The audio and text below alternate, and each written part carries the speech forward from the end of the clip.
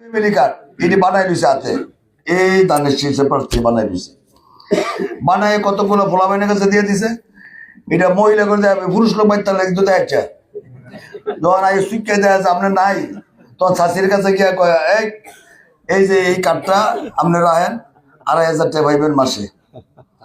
অনেক শাশি যদি বুদ্ধিমান হইতো কইলে গোলামের ভূত, তুই 500 টাকা তুই রেখে দিয়ে 200,000 টাকা নগদ দিয়ে দিই, তখন সালিমা লইলে এটা বুয়া কার্ড।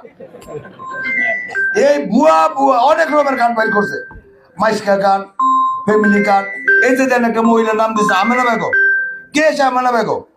কার্ড নাম্বারে তো আবার দেন কত সুন্দর করে সে কত চালাকি করছে। 31শে ডিসেম্বর আরম্ভ, 20-31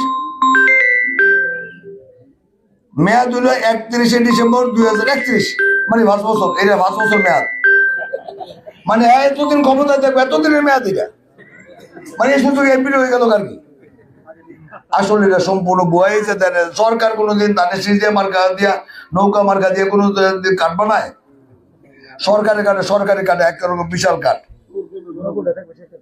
শুধু সরকারের একটা লোগো থাকবো, যে লোগোটা সরকার দেয় এই লোগোটা থাকবো, তাদের জাল না করতে কেউ, বা একটা জল চাপা থাকবো।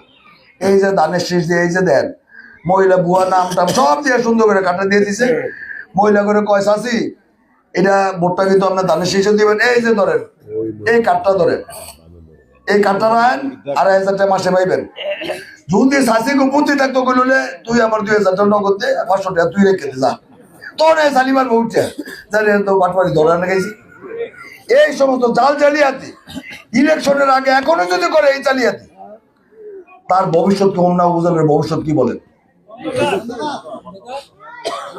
এমন লোকের হাতে কি একটা এমপির পদ ছেড়ে দেওয়া যায়? এরপরে বলে মতিন সাহেব এমপি হইল সংসদ যাইতে, তোরা কেন চেয়ার তো বানানো আছে 300?